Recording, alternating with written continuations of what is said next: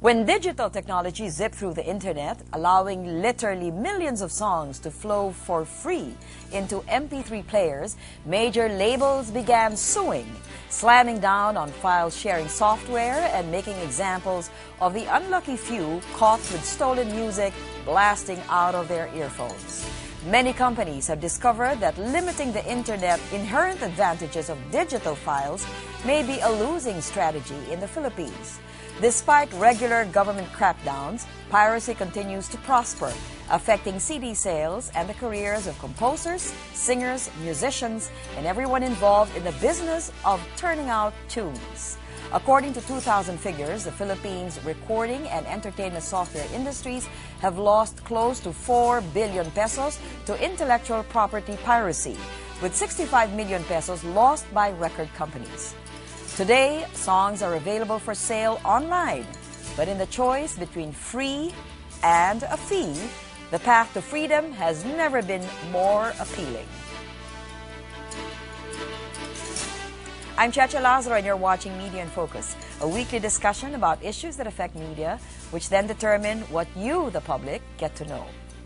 Just last Friday, Cagayan de Oro Representative Rufus Rodriguez proposed a bill to amend the Intellectual Property Code, claiming that it is high time to retool the prevailing law by sharpening its focus, enlarging its coverage, and reinforcing its potency for the sake of victims of intellectual property rights.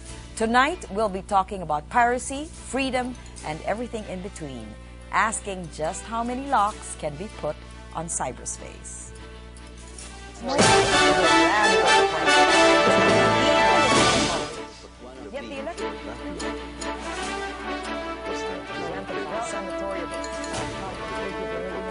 it's our pleasure.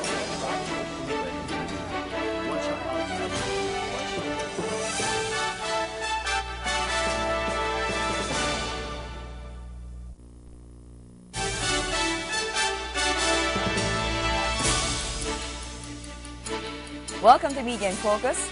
Free music or just plain piracy? Let's hear first from internet and music enthusiasts, Benj Espina and Vince Rodriguez. Good evening, Benj and Vince. Good evening. How many hours do you spend on internet every week or every day?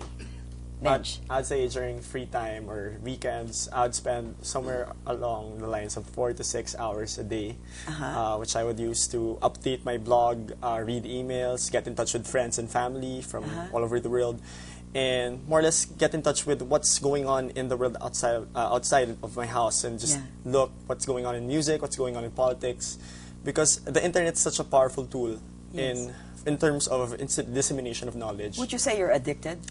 I'd say I'm maximizing the internet to its full potential.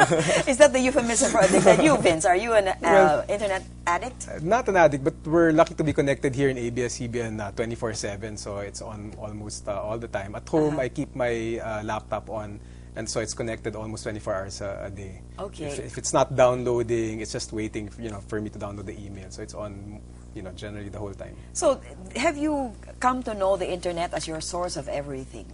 Yes, I think just to be able to get a grasp of what's out there, to be able to get information that's not from the traditional sources like radio and TV, you can get it from the internet. So generally getting information, which of course you'll have to verify, but it's a very, very good tool because it gets from a lot of sources. So that includes shopping, that includes downloading shopping, music, watching video, YouTube. So that has replaced traditional sources of these commodities. More or less, yeah. If you would see the penetration rate in the Philippines of the internet and computers in general, it's not that high, but it's a lot higher compared to what it was like 5 years ago or 10 years ago. And that's why the younger generation who's been exposed to this type of technology are really tapping into it and making sure that they're maximizing it. A lot of people might think that the use of the technology is a bit wrong or a bit debatable at some time. But the thing here is that it's a new technology. People have different reactions to it. And I think this is one of the dilemmas that we're facing right now. You know, when the internet was just beginning, they used to say that there are many dangers to this information highway. It's a pretty wide highway, and the potentials are great. And one of the areas that we'd like to talk about tonight is downloading of music that is either pirated or copyrighted. How prevalent is that on the internet? I think it's very, very prevalent because it's very, very easy. You just have to do a Google MP3 downloads, and you'll see a lot of these sites that offer all these torrents, all these free music, which of course it's basically piracy. So it's very, very, very widespread and so easy to access if you wanted to. Okay. Now, does anybody stop you from downloading all of this music that is available to you for free? Of course, people would say that it's wrong to do it, and there are some people who go on TV and say it's wrong. But ultimately, it's the choice of the person who's doing the downloading. And I'd say that if you look at the statistics, for example, on sites wherein these files are available, you'd see that the files have been downloaded thousands of times already. So obviously, people are not fazed by the supposed harms that it does to the industry, by the supposed consequences of downloading. So I guess as far as that system goes, it's not really that effective. Do you think people are aware, for example, that songs that they download have copyrights or that they are violating IPR rules? I think it's not top of mind for them. It's basically, I think they feel that when they feel an attachment to a song, they feel like it's the soundtrack to their lives. Yeah. So they use it, when they're going to work, when they're in the cars, they listen to music. So they feel that, this is ambience. You shouldn't be paying for it. So it's hard because when you get to meet the artists and they tell you about what's happening, that, we're losing money, masakit talaga. So when you personally know these people, especially in the OPM scene, it's hard. You become very, very aware of the dangers and what harm it can do. So you're saying that by and large, people don't know the effect of their downloading on the artists or the composers? Or they just shut it off and just prioritize themselves first. Because if you look at the greater scope of things, you've seen other artists like Metallica, for example. The first example of this is Napster.com. Napster, which really opened the floodgates in terms of sharing music via over the internet. They closed down Napster, and even though they thought that it was going to solve the problem like 7 years ago, 8 years ago, it didn't. What happened was there were lots more sites that followed Napster and made the music more accessible. So stopping those types of sites didn't really, are you really saying, change things. Benj, that there's nothing that can be done? I wouldn't really say that because I am not close to that option, but as far as the things that have already been done, they have not stopped anything. It's only made the problem or this phenomenon more prevalent, and more people are actually doing it now compared to the Because past. someone's already gone to jail. I mean, the woman in the US, she was fined, I think, 200,000, and she was put in jail. Of course, it put a damper. It scared people. It makes you think, oh no, the FBI could swoop in and enter your homes. But in the Philippines, I don't think we have any laws about that. So we're I don't know if Edu Manzano will come in knocking on your door and say, give me your computers. Although recently there have been cases of the NBI going to certain computer stores and confiscating PCs with illegally downloaded music. So that was also much talked about because that was one of the first times that it has happened. Now, when people begin to download music, as far as you know, based on your own experience or others, how much music is downloaded that is pirated or that has copyrights which are not honored by downloading it for free? Well, in my case, for instance, in my iPod, out of the 100%, maybe 50% is OPM. OPM, I buy that and I rip it and I put it, but the 25% is downloaded from LimeWire, and another 25% is our podcast. So it's free music, but it's not pirated.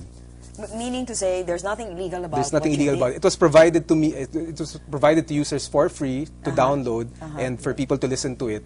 And it's free, but it's not pirated. Okay, how do you know when you are on the internet and you Google a song that you want to hear? How do you know if it is pirated or if it is copyrighted and you're not? If it's on torrent and it's on LimeWire, that's definitely pirated. But if it's, for instance, an iTunes podcast, they have podcasts that provide you classical music, jazz music, lounge, electronica, and that's the iTunes offers it for free, even if you don't have an account. So that's legitimate.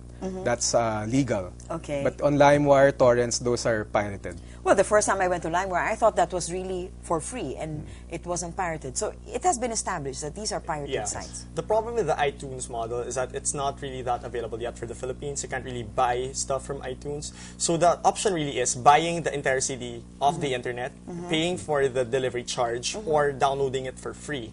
So on that type of dilemma, it's fairly it's fairly easy for a Filipino to make a choice. That most people would probably pick the more inexpensive option instead of like or the buying free it. option. The free option. I mean, yeah. how popular is the free option? I think if it's Given free, a choice, yes, right? given a choice. Given a choice. I think it's maybe for people in the media, in the industry, of course you have to police yourselves and you tell your friends and that this is what it can do. It can harm the industry. But for instance, we were talking about Radiohead a while ago. It's a group that sold their album on the internet for free. And Sold their, you mean gave their they album gave it for free. You had the option of not paying for it and paying £1 to £99. I paid £2.50 for it because for me that was a fair price because I buy my OPM CDs for £2.50. So I paid that price. But you mean it's a voluntary contribution? Yes. Okay. And what, when they said it's for free, what kind of reaction did you have?